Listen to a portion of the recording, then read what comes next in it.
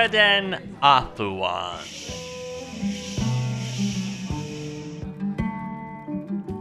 Every tale has its dark side, my friends. Even so noble a hero as Moriden did not always help the people. Do not take this as truth, but there are rumors that he worked for a time for the Thieves Guild of Skyrim. So sorry to miss the beginning of the evening tale, my friend. What did I miss? Though none alive would dare to besmirch Moriden's name, the rumors persist. Some claim that he finally fell to greed and avarice. Others, that he was forced into serving their desires. Oh. Well, of course it would be this part. Should have realized. Not like there's a great deal of my story left to tell. Despite what seems evidence that cannot be explained away, yet others claim that Moriden became one of the greatest of thieves, not for personal gain, but to once again save the people of Skyrim from the darkest of horrors. Oh, that's rich. The darkest of horrors. Seriously. The only thing I saved anyone from during that time of my life was the burden of a full purse. The rumors, I'm afraid, are true, my friend. So, though they are only the darkest of slander, dear listeners, gather round once more and hear the tale of the greatest of thieves. For it to be slander, it would have to be intentionally wrong. Much of this tale is right, but they won't give you the details. You know how much I enjoy a good tale in a good tavern. So let me save you the pain of listening to the drivel. Far enough from the rest of the people here that I can tell you how it really happened. Because the truth of it... The truth is not what the bards would have you believe.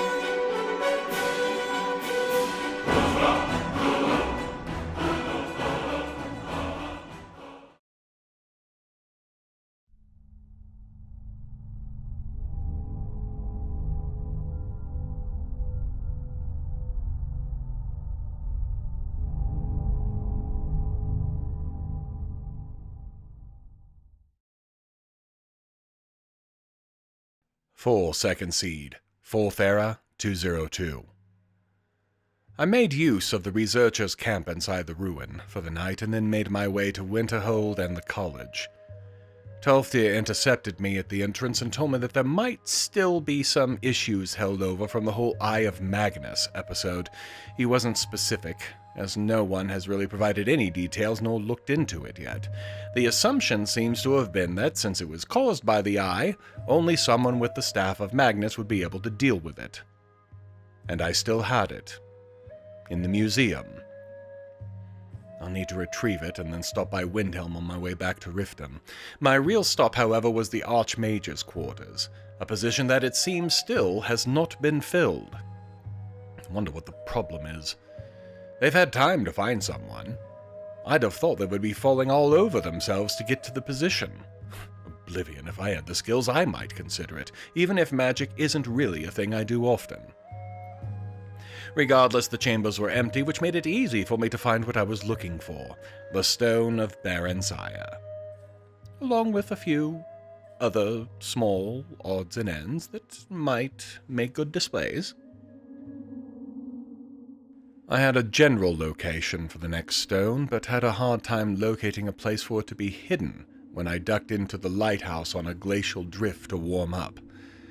I had been ready with a quick story and a request for some warmth before heading back out, but that proved to be unneeded. Everyone here was dead. and from a journal left behind, it wasn't a pretty thing. An older couple and their children had retired up here and become victim to a Chaurus attack. Where there are Chaurus, there are Falmer. I went into the cellar looking for the bodies of the family, as I had only seen the wife's to this point. There was a wall there that had been broken in, and through that entrance I saw blood trails and the scuffs of dragged bodies. I wasn't sure if they had been alive when they had been dragged down. I found the first body on a makeshift altar of some kind, a sword stuck through his gut. They'd been alive, it seems, which means this might be a rescue mission now. Or a cleansing of vermin, I'm still not sure which, or why I should care. There's really no reason for me to be doing this. I have speculated in the past about the possibility of the Falmer rising up out of the caves to attack the surface world. My recent experiences with Trinamek and the Speaking Falmer seem to have confirmed this, though I had thought the threat a dead one now. What I have found here makes me wonder. The fact that the Falmer have been raising Chaurus has never been in question, but the sheer numbers I found of them here. Could they have been breeding an army of the monsters here in preparation for their attacks? Even if it never happened, eventually this many would break free, as seemed to have happened to the family that was unfortunate enough to have lived at the lighthouse when they did. This I could lend some time to. Who, after all, would want to see an army of Falmer and their Chaurus marching across the frozen wildlands of Skyrim? I have removed that as a possibility, though the family is all dead and accounted for now. Unfortunate. I left the lighthouse and its sad story behind, continuing my search for a cave where the stone could be found. Vex's notes are disturbingly vague on these. This one says that it's in the hands of necromancers who work out of a cave in the glacial plains. Hardly helpful. Though my own notes from my own explorations in the area do help to narrow it down, of course. I had been thinking about the lighthouse area when it occurred to me, only now, of course, that there was an ice crack near the bottom of the cliff that the lighthouse sat on. Sure enough, when I explored that crack, there was a cave. And wouldn't you know it, necromancers were inside. Also, at least one woman who was screaming for help, I suppose. I can deal with that as well, since I'm here. I found the stone I sought at the bottom of a large spiral pit. The numbers of necromancers, and their summoned corpses, of course, were substantial, but they were kind enough to try to charge me across a bridge at one point, making them all but single-file targets. Simplicity. And further proof that necromancers as a group are not overly bright. I suppose I should keep looking for the woman who was crying out for help as well, and there is more of the cave to explore. It seems that I was too late to save the woman who had been crying out.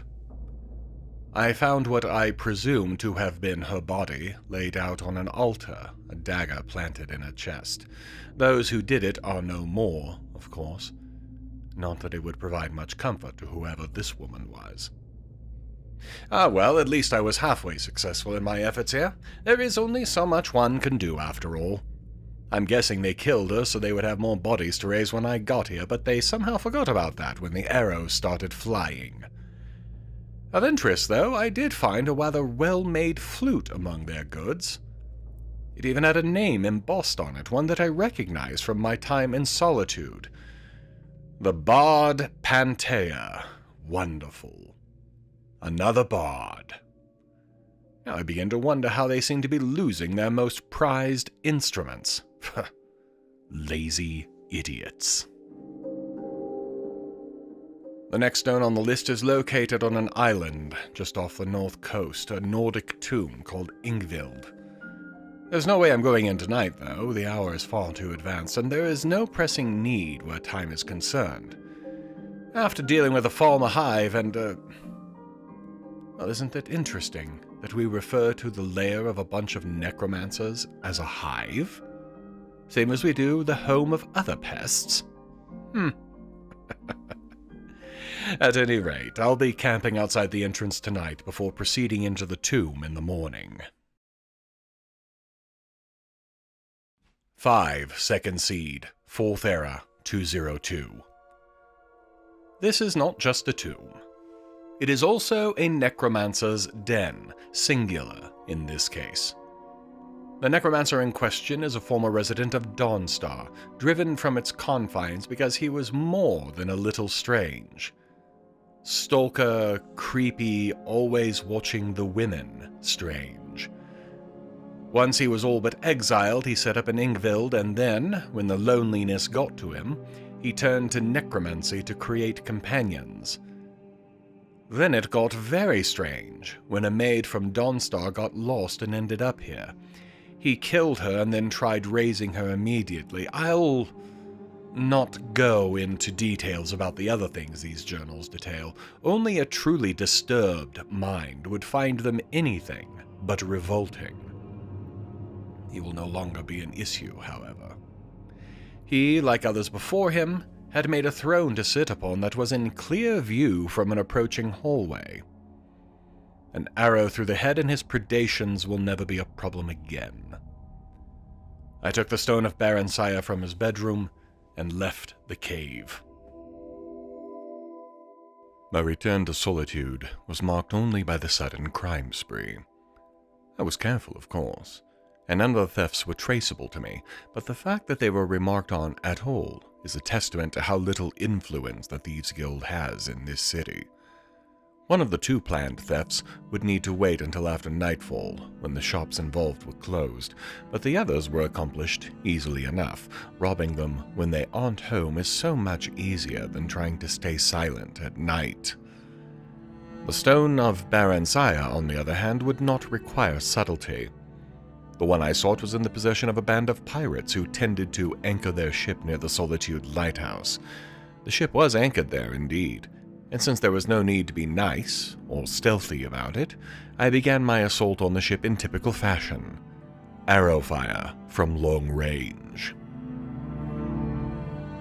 The crew topside never knew what happened to them. Those below must have mistaken the shouts of surprise for others learning that their crewmates had been cheating at poker while they were playing. Certainly no one ever tried to raise arms against me as I swept through the ship like death itself. Even the last one, likely the first mate or the captain, had no idea what was happening. I put an arrow through the back of their skull, collected my stone, and left the ship. If that was the first mate, imagine what the captain will think when they get back to the ship and find all their people dead. Makes my heart a little warmer, I think. 6 Second Seed, 4th Era, 202. After spending a suitable time in the museum this morning, dealing with displays and such, I returned to the road and headed back towards Windhelm. Telfdir wasn't specific about the problem he'd seen, and anything related to the eye is problematic, of course. The location he gave the reports about was in the middle of the hot springs region of Eastmarch, not the city itself, however. This turned out to be a good thing. Though the staff wasn't needed, the phenomenon was one I had seen before. When I approached the portal or rift or whatever it was, several of the magical constructs I'd destroyed in Winterhold, back during the crisis, erupted from it and attacked. Had this happened in the middle of the city, there would have been several casualties, I'm sure. Even the people of Windhelm don't deserve that. Well, maybe Elder Early Dawn, but that's another issue entirely. First thing, on returning to Riften, I made a quick visit to Mistvale Keep. As it turns out, the Jarl has one of the stones I've been looking for. Given her attitude towards me, that of, "You are too popular in the hold for me to kill," along with the fact that she never saw me go near her rooms, I don't think it will end up being too much of a hassle. It's all for a good cause, of course, though she'll likely never know about it. Besides, she doesn't pay the guild enough to do her work for her. I'll call this making it even. Back down in the flagon, I checked in with Vex and Delvin. Nothing new out of Solitude yet, which means I didn't make enough of an impression last time I was there. I took another series of planned heists and stowed the information away for me to look at on the way there. Brynjolf tells me there's still nothing new on the entire Goldenglow estate situation, though his contacts are reporting some hints of things that we may need to look into. He's trying to confirm that information, but promises me that I am on the short list of people to be assigned to look into the next step when it is determined what exactly that next step will be. In the meantime, it's back on the road to look for more stones and to make more trouble in Solitude. I find it funny. People refer to politicians as people who can steal from their own people legally. I guess I'm just taking that metaphor a little more seriously than most.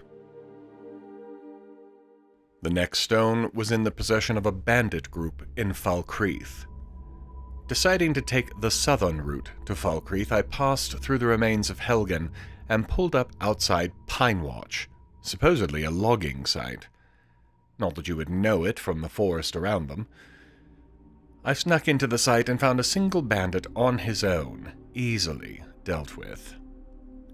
There was a note on a nearby table that spoke of some kind of mold. Not sure what a bunch of bandits would want with a mold of any kind, but if they stole it, someone likely wants it back, which means I'll get more out of this than just a stone. I found a badly hidden switch to a secret door and turned to enter the hidden caves. These bandits likely didn't know the value of the stone they had in their possession. Or more likely, they tried to find a buyer and couldn't. If Vex won't buy them, then chances are that nobody would. Value, as they say, is in the mind of the buyer, and if no one will buy, then it must be without value. I see the value in them, and I counted their lives as nothing beside that value.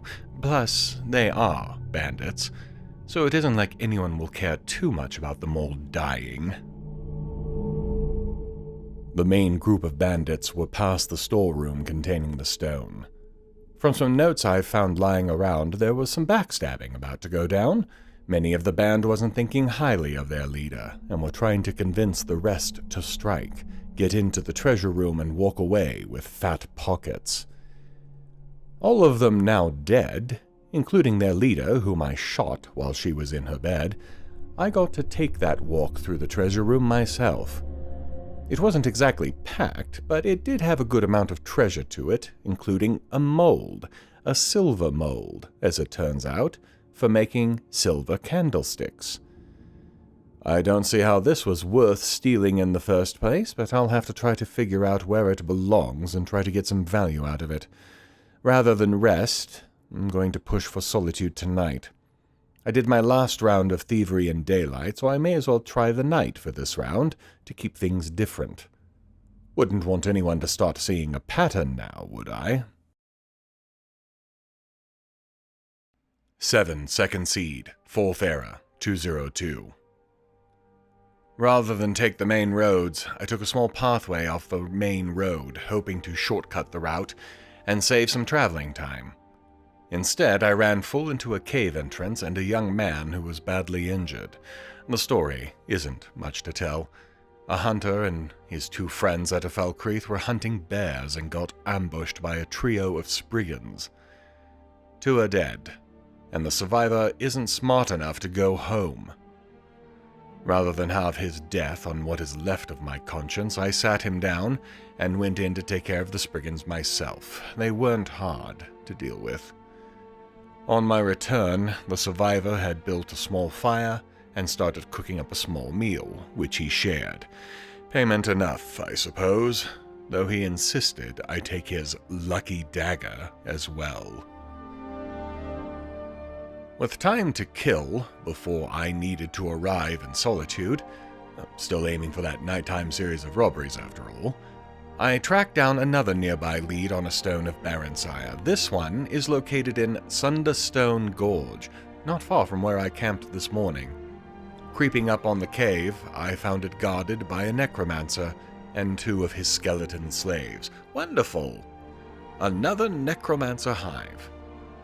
For a practice that is supposed to be banned in all of Skyrim, it sure seems to be everywhere. So happy that I have a lot of arrows that need targets, because there are a lot of targets in there, I'm betting. While there were a necromancer or two among the throng of mad mages in the cave, there were not near as many as I had anticipated. There were enough to keep things interesting. This group is largely more intelligent than others I've encountered, as these ones at least were trying to make use of the narrow corridors to make advancing more difficult for me. In time, I made it to some kind of ritual room and got a bonus prize. On the altar was the stone I was looking for. Behind it, however, was a word wall, which allowed me to learn another word of the flame breath shout. Who needs the greybeards? I seem to still be finding these things without any of their help or their morality. Still plenty of daylight. So I cut north across the western plains of Whiterun and ran across a building that reminds me rather strongly of the architecture of the new home of the Blades, Akaviri, I believe Esbern called it, and it is unique enough in this region that I felt compelled to stop and take a look. Arhian would be scandalized if I didn't take at least a peek in the building. My own curiosity would be incensed. Besides which, I have the time today. I dismounted Arvak, let him disintegrate into the ether, and then approached the building to see what there was to be seen. The answer turned out to be not much. This has the feeling of a very old outpost of some kind, perhaps similar to the ones that the Explorers Guild has set up around the province. The only oddity was a switch behind the main throne in the eating area, which unlocked a door to a lower level.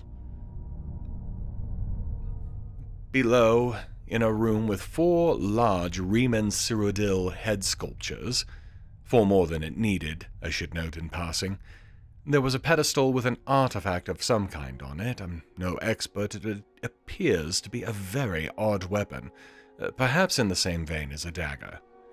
On picking it up, one of the Riemann heads swiveled back to reveal a very angry ghost. A few moments later, I left the site, heading north still, looking for another potential stone site. Randvig's Fast was my next destination. From everything I've been able to learn about the place, it should be a standard Nordic tomb, but on approaching it, I quickly learned otherwise. I have seen ghosts in these tombs before, but to see so many up, around, and outside the tomb itself was strange by itself. Add in that even as they attacked me, they were shouting at me to run, that this isn't what they wanted to do, and apologizing to me. That bordered on almost creepy. Something odd is afoot here. I'll get my stone, but in the process I'm going to find out what's going on here. The answer was simple enough. The setup for it, however, is a bit different from the usual. With ghosts being held captive, as it were, there was really only one possibility. Necromancers. In this case, just one. The ghosts were those of travelers and adventurers lured into a trap just in front of a word wall. Drawn by the lure of treasure, they would step on a trapdoor and then plummet to their deaths in a small cage below. I walked around the trap, got the word from the wall, then walked back to the trap. I looked at it for a moment, shrugged, and then stepped onto it deliberately. A few moments later, a necromancer, confused at how I had survived the fall, walked over to his chest and started rummaging around in it, looking for something to kill me quickly. The man was an idiot. He hadn't bothered to disarm me, and I had a bow in my hands. I picked the lock, stepped out, and started rummaging through the dead necromancer's supplies and journals. This one was a real piece of work. The ghosts and the raised dead were certainly his main goal, but this one was twisted into loving the torture, the slow killing. Not that this will be a problem anymore, of course. The crime wave in Solitude, it seems, has not yet ended. I feel bad for the people of the city, but there doesn't seem to be anything that anyone can do to prevent this unknown perpetrator from doing exactly as they want. Of course, eventually they'll make a mistake, I'm sure, and then we can put the entire thing behind us. That almost happened tonight, as I was robbing Breiling's home. I'd gotten everything and planted some stolen evidence and was about to leave when Breiling's servant got home, followed shortly after by Breiling herself. I was trapped in a room for near half an hour, waiting for an opportunity to get out unseen. Heard a lot of gossip as well, sloppy on my part. I should have made sure that their expected return times instead of trusting to luck. A lesson for next time. 8 Second Seed, 4th Era, 202. I left the museum early and reached the college after dawn. Telfdir was in the Hall of Elements, of course, already preparing for his instruction for the day. The Jarl of Eastmarch had already sent on their payment, which I got a sizable portion of. I suppose that so far as the Jarl was concerned, they hired the college, not me, so having some of the money go into the college's coffers only makes sense. With that now dealt with, I went looking for Arneal. I got a note late last night that asked me to come visit, so I may as well while I'm here. I still have very little idea how he thinks this experiment is going to turn out, but I would hate to miss it when it goes comically wrong, as I'm almost sure it will. Imagine me slamming my hand into my forehead hard. Very hard. Arneal is losing his mind over Enthia not giving him yet another thing that he claims he's paid for. He feels he is so close to his breakthrough, and Enthia is stonewalling him. If this is anything like last time... I ran down to Enthia and got a round of him shouting at me as well. He doesn't have the item. Indeed, he doesn't even know what the item is, which makes two of us.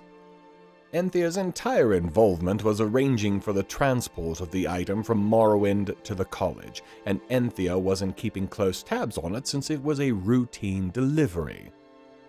So the best we have is that this item was supposed to come through Eastmarch, likely a ground route, which gives me something, at least. I stopped many travelers on the path towards Windhelm, none of them having reported seeing a courier of any kind on the roads. When I passed the city and turned south, I was hoping that this courier was taking the southern pass into Skyrim, as there had been no hint of him near the northern one. Finally, I got a hint of it. Hours later, I was outside a cave on the slopes of the Velothi Mountains, hoping that this wasn't just a wild goose chase. Most caves here are not fit to reside in for even a few moments, and the fire mage I had to kill just outside of it did not speak well of the courier's survival. Rather than wait until morning, I will enter the cave tonight and hope that they are still alive, or at the least, that their package is undisturbed. If whatever it was that Arneal wanted is gone, the screams will echo off the throat for eternity, I think, and nobody wants that. Me least of all.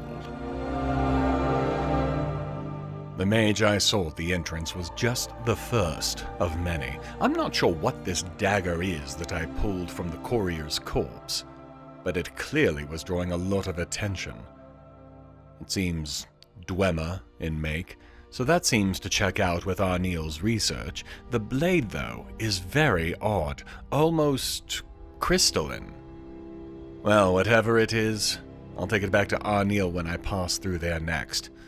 I'm sleeping the night and then returning to Riften, where hopefully we have some news about the entire Goldenglow situation.